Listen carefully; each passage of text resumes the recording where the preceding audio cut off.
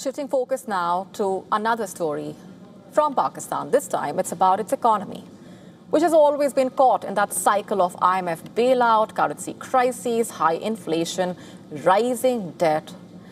Governments have changed, economic packages have come and gone, but for the ordinary people on the ground, nothing seems to change. The promise of relief has remained elusive.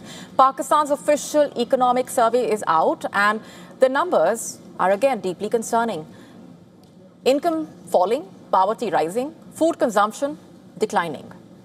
And for the first time in history, households are buying less wheat and less meat. Let's break it down. The first warning sign, household income.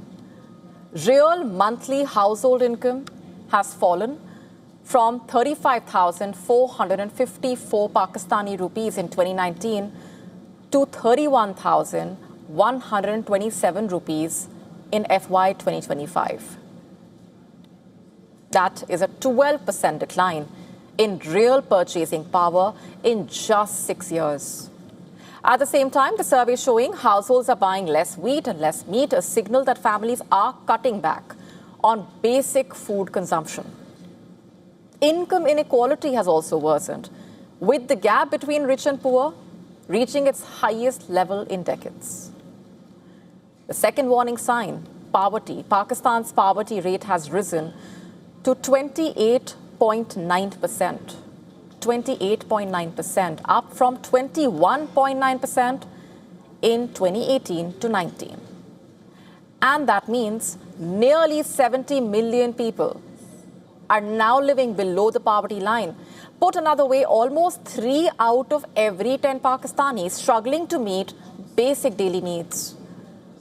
The official poverty threshold is just 8,483 Pakistani rupees a month, or around $30 US. Rural areas have been hit the hardest. Poverty in rural Pakistan standing at 36.2%. More than double the 17.4% recorded in urban centers. And the most alarming numbers come from Balochistan.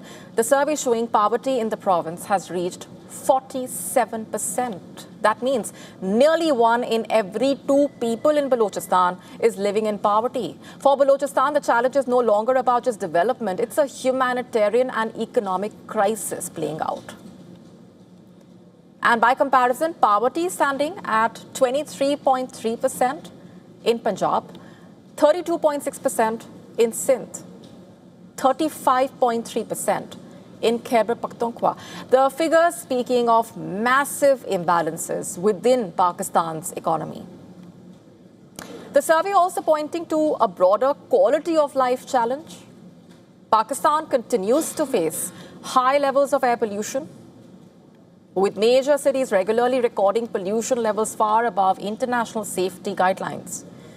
And while the government is projecting GDP growth of 5.7% and lower inflation in the coming years, the reality on the ground appears far more challenging. Pakistan's economic story may still be wrapped in optimistic forecasts, IMF assumptions perhaps, but the reality has a way of cutting through it all. And it's a bleak one.